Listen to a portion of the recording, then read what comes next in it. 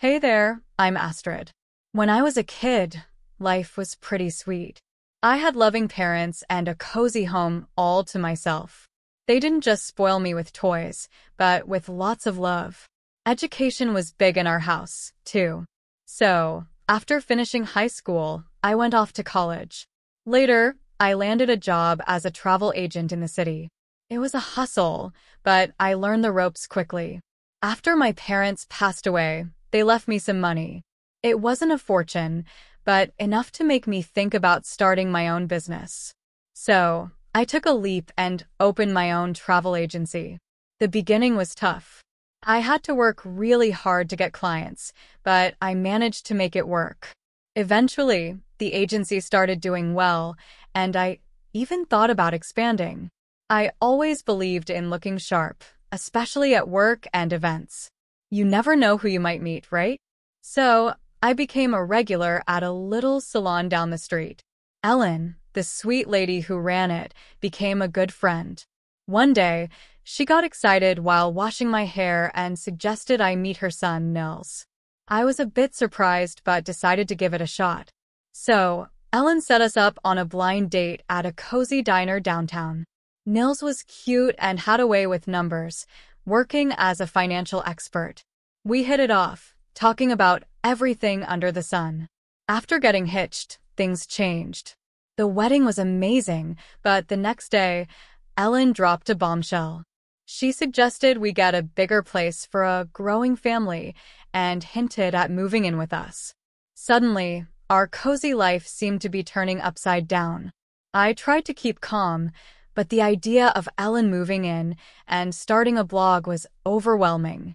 Nevertheless, I agreed to start house hunting, and we ended up with a gorgeous place, way bigger than I imagined. It was charming, but it came with more than just extra space.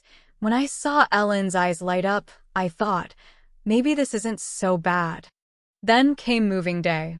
Ellen had boxes and boxes of stuff, way more than Nils and me combined. As we unpacked, she directed traffic like a general. No, that box goes in the upstairs hall. Can you put those books in the guest room? It'll be my office. As the weeks went by, Ellen's true colors showed. She'd taken over the house, redecorating without asking. Her helping out turned into giving orders. Astrid, I need you to pick up some things for my new blog setup. Oh, and we need better lighting in here. It's for the blog. I felt cornered, not just by the bills and the new house, but by this whole new family dynamic I hadn't signed up for. All right, I guess we'll look into it, I said, lying in bed that night. I turned to Nils. Do you really think all this is necessary? The house, your mom's blog. Nils was quick to reassure. It's all going to work out, Astrid. Trust me, it's all part of settling in. Settling in. I signed up for a husband, not a housemate who doubled as my mother-in-law and lifestyle coach. I drifted off, wondering just how much of my new married life would be spent in the shadow of Ellen's grand plans. Living with Ellen and Nils was turning out to be tougher than I'd ever imagined. Nils's spending was off the charts. Almost every other day, he'd come home with something pricey, a new watch, some fancy shoes, or talking about his latest round at some upscale golf club. He even set aside a whole room just to store and display his collections of high-end watches and leather shoes. I tried to keep things chic but affordable on my end, believing we weren't at the luxury splurge stage yet. This difference in our spending habits was becoming a regular source of conflict between us. Nils, do we really need more watches? Maybe we should be saving a bit more, I said one evening as he unpacked yet another purchase. Astrid, I make good money. I should be able to enjoy it, he snapped, not looking up from his new shiny gadget. The conversation always ended there, with him shutting down any further discussion. Meanwhile, Ellen was on a roll with her new blogging venture. It had started gaining traction faster than any of us expected. But with the fame, her demands grew too. One day, she came to me with a request, or more accurately, a demand, That took me by surprise. Astrid darling, I've been thinking. To keep up with my blog's image, I need to get some work done. A facelift maybe. Tweak my nose a bit, freshen up, Ellen announced as if discussing the weather. I was flabbergasted. Ellen, that sounds expensive. And cosmetic surgery? Are you sure? She was all smiles. Oh, absolutely. It's an investment in my career. And, being in the public eye requires looking my best. But that's a lot of money, Ellen. Money that could go to our household needs. I frowned. Ellen's tone shifted, turning sharper. Astrid, you know how much this blog means to me. It's finally something of my own. I thought you, of all people, would understand. I was about to protest when she played her card. Besides, it's not just for me. It benefits all of us, doesn't it? And I'd hate for any misunderstandings to crop up between you and Nils because you weren't supportive. Her implication was clear. Help her out, or she'd stir trouble with Nils. Knowing how she could influence him, I felt my hands were tied. Despite my reservations, I agreed to finance her procedures. Ellen underwent the surgery, and it was all she could talk about afterward. Her blog posts about embracing plastic surgery, not fearing the knife, and the importance of looking good raked in more views and comments. More than ever before, Ellen reveled in the attention and praise. Meanwhile, I watched our bank account dwindle, wondering if I'd ever be able to pull us back from this spending spiral. 2 years into our marriage, it felt like I was the only one truly pulling weight around here. My travel agency had really taken off, and I was proud to say that I was the main breadwinner. Not only did I handle all our bills, but I also paid our mortgage all by myself. Day in and day out, I juggled work, home, and everything in between.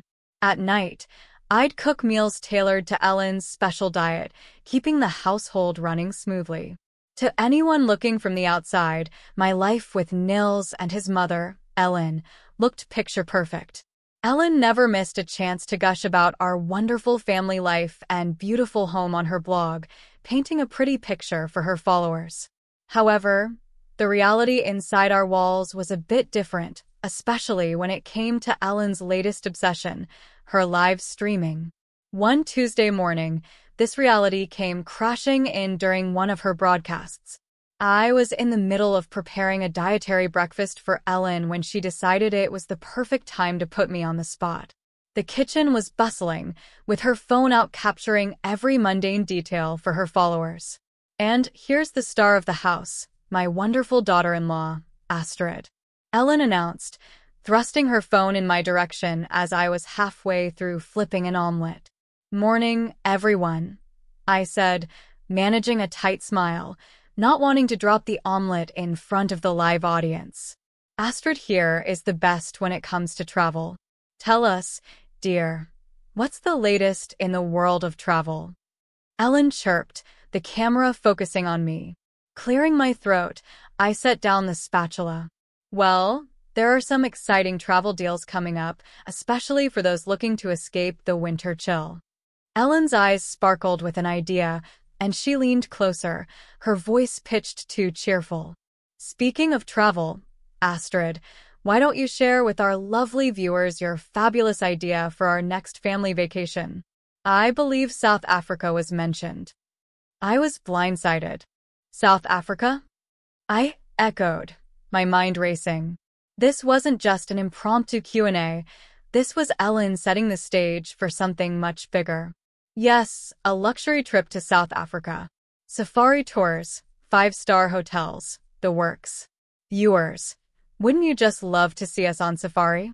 I'm sure Astrid can arrange something spectacular, Ellen declared.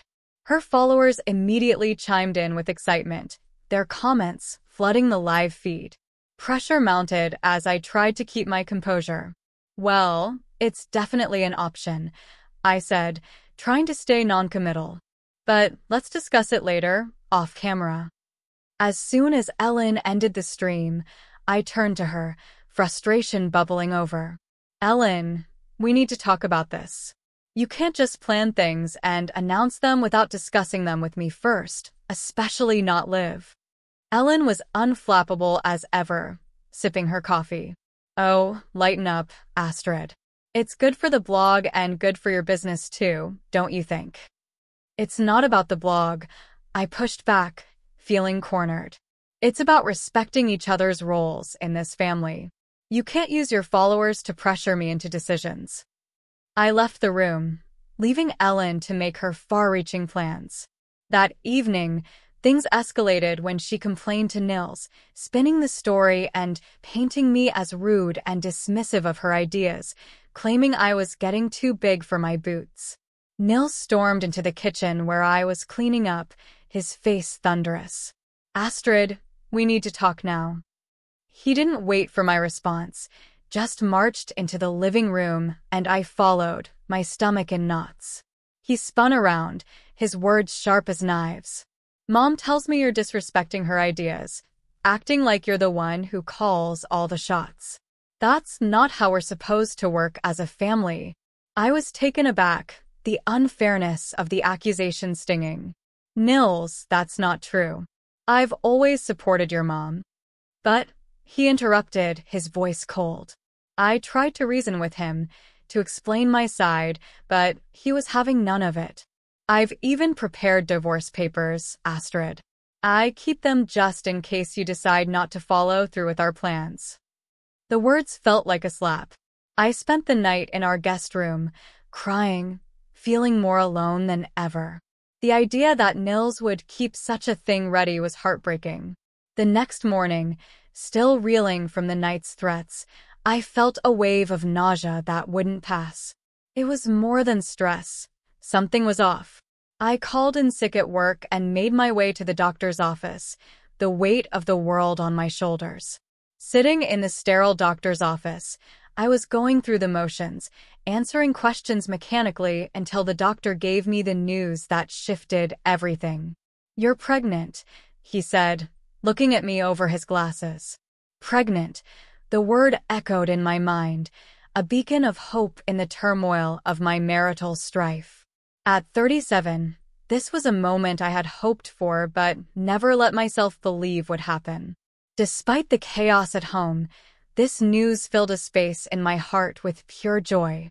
I went home, a plan forming.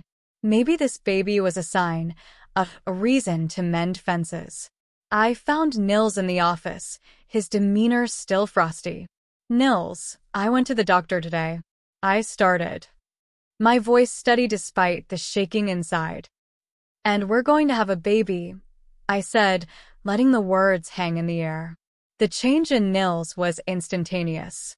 His face softened, the edges of anger smoothing out. He stood up, coming over to wrap me in his arms. Really? That's great, Astrid. I'm sorry about last night. Things will be different now. Relief washed over me, mingled with caution, but there was work to be done if I was going to keep this family together. In a move to bridge the gap, I took the initiative to plan the trip to South Africa that Ellen had so publicly put on the agenda. I threw myself into the arrangements, booking excursions to Cape Town and Johannesburg, a safari in a national reserve, and trips to both the desert and lush waterfalls. The trip to South Africa was supposed to be a fresh start, a way to mend the growing rifts at home. Instead, it spiraled into a disaster from the very start. As soon as we boarded the plane, Ellen began complaining about everything: the length of the flight, the turbulence, and even the meals served on board. It's way too long. How could you book such an uncomfortable flight, Astrid? Ellen grumbled as another wave of turbulence shook the cabin. Trying to keep my tone even, I replied, Ellen, it's the shortest route available. There's nothing I can do about the flight duration or the turbulence. Her complaints didn't let up, and by the time we landed, I was already exhausted. But that was just the beginning. At the hotel, Ellen's dissatisfaction found new targets the moment we checked in. This place, this is where we're staying? I expected something far better, given the pictures online, Astrid. "Are you sure this is the right hotel?" she criticized loudly as we stood at reception. Nils, as always, was quick to back her up. "Yeah, Astrid, Mom's got a point. It doesn't look like what we saw on the website." Feeling the sting of their joint disapproval, I managed to say, "This is one of the best-rated hotels in the area. I'm sorry it's not what you expected, but let's try to make the best of it." Despite my efforts to keep things positive, Ellen's and Nils's displeasure only deepened. Ellen found fault with every aspect of the hotel, from the service to the food, and Nils echoed her every sentiment. It didn't help that I was feeling increasingly unwell, the early stages of my pregnancy making it hard to keep up with the demanding schedule of tours and activities I had planned. The tipping point came after yet another day of excursions that neither of them enjoyed.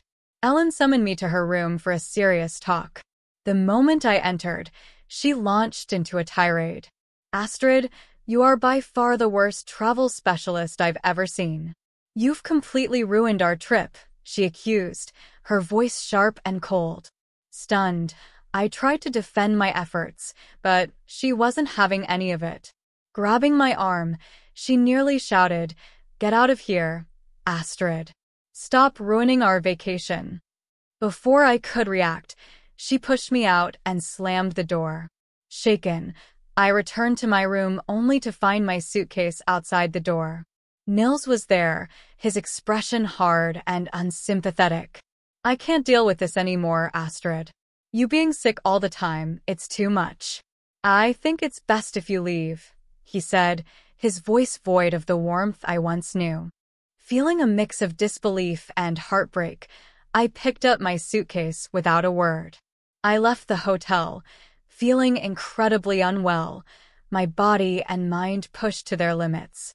At that moment, all I wanted was to be back in the safety of my own home in the USA. The flight back was agonizing. Every turbulence shook me, not just physically but also emotionally. My stomach turned with pain and distress. I landed back home with a sharp ache that seemed to grow deeper with each passing moment. Instead of the comfort of home, my first stop was the emergency room. The diagnosis confirmed my worst fears. I had suffered a miscarriage.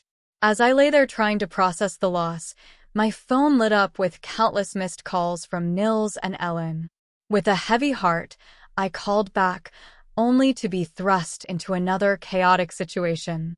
Ellen's voice crackled through the line, frantic and demanding. "Astrid, it's all gone wrong here. We've been robbed. Our documents, our money, everything. And it's gotten even worse," she blurted out, barely pausing for breath. Trying to steady my voice, I asked, "What happened, Ellen?" She continued, her voice tinged with panic. "We were out, and I was filming for my blog, just a normal day, when someone snatched our bags. And when I complained about it to the hotel staff, they were so rude. I had to tell them off. They called the police on us, and now we're in jail. You have to help us, Astrid." Her words swirled in my head, piling onto the mountain of stress I was already under. "Ellen, I'm in the hospital," I said, my voice breaking. "I've had a miscarriage." There was a brief silence on the line, then Nils's voice came through, his tone anger and impatience. "It doesn't matter, Astrid. We really need you right now. This is serious. We could be stuck here." The lack of sympathy, the sheer audacity to dismiss my pain so quickly, it was like a slap in the face. "I'm not going to help you. Handle it yourselves," I said, without waiting for a response. I hung up, a mix of anger, sorrow, and disbelief coursing through me in that lonely hospital room as I grieved the child I would never hold. I made a silent vow to myself. I would start anew, rebuild, and never let my sense of self be compromised again. The day I was discharged from the hospital Nils the start of my new life. I went straight home to finalize the severance of my ties to Nils and Ellen. With a steady hand, I signed the divorce papers that Nils had prepared earlier. Afterward, I gathered every item that belonged to him and his mother, clothes, personal belongings, the countless shoes and watches that had filled our space with the excess of their lives. Everything was packed up and delivered to their cramped old apartment in the city. With that chapter closed, I took the next step. I sold the house I had bought with my hard-earned money, the house that was meant to be a home for us, but never truly felt like one. Selling it was freeing, not just from the mortgage and the memories, but from the life I was so desperately trying to fit into. 2 months passed, and Nils and Ellen were deported back from South Africa, arriving with nothing but the clothes on their backs and a phone in their hands. Their shock was palpable when they found strangers living in their home. The new owners, uninterested in their plight, threatened to call the police if they didn't clear off their property. Ellen's voice was shaking with fury when she called me. "Astrid, what the hell is going on? Where are all our things? Why are strangers in our house?" I replied with a calm I hardly felt. "Ellen, the house was mine. I paid for it, and it was in my name. I've sold it. All your things are in your old apartment. As for Nils and you, I'm done. We're divorced. I won't be dragged back into your chaos." There was a pause, the kind that told me she was struggling to grasp her new reality. "You can't do this to us, Astrid.